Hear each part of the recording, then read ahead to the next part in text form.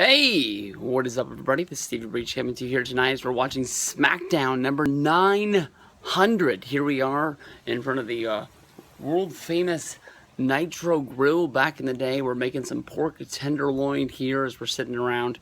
Very surprised by one of the early big matches that was supposed to go down on SmackDown number 900. Dolph Ziggler versus The Miz for the Intercontinental Championship. Of course, they already did a whole bunch of promotion for Survivor Series with the Raw versus SmackDown deal. Dolph Ziggler made an open challenge to Monday Night Raw, basically saying that he wanted to challenge anyone from Raw because he didn't think that anybody on SmackDown was going to be able to compete with him. Right off the bat, I immediately thought that this was going to do something with Miz, where Miz would jump and maybe be traded to Raw, or maybe find some way out of the contract that he signed with Daniel Bryan when he was doing the whole angle of renegotiating.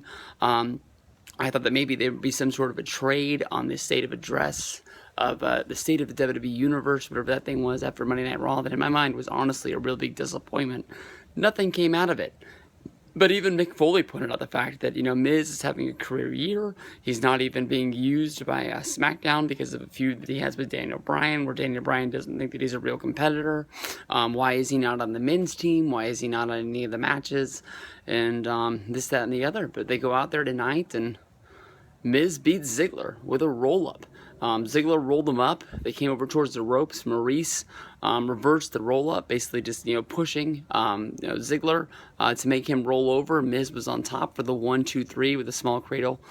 He's a new champion, so now, Miz will be competing for SmackDown with Intercontinental Championship match against Sami Zayn.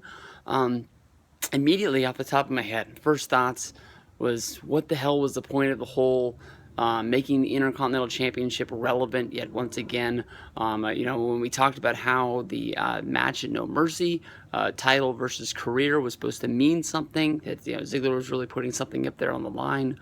I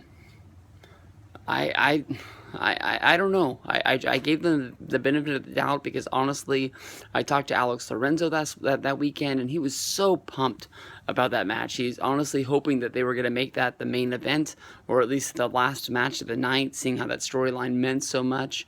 But instead, they put Orton versus Bray Wyatt, and that match really shit the bed. I was really thinking that, man, they were going to do something with Ziggler. He's the guy that they always do that. I mean, I knew that he was going to win the match at No Mercy. Honestly, I knew there was no way in the world that he was going to lose his career. But, I said, when's the next time that he's going to lose a match? I thought that basically he would lose the next SmackDown in some sort of non-title match to set up some sort of a rematch for The Miz or something like that. And what do you know? Here it is, SmackDown number 900.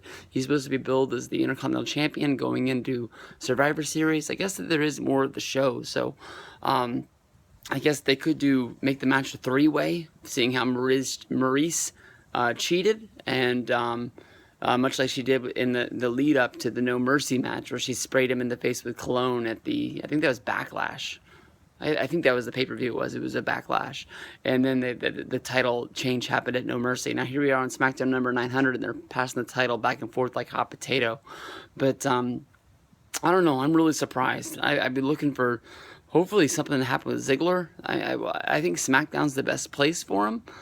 Because there's less expectation, and maybe he can move up the card a little bit there, maybe become world champion or get in that title race again like he was around SummerSlam time. But I don't know what to think. Are you looking for a wellness policy violation from him tomorrow? There's got to be some reason for this. It doesn't make a lot of sense.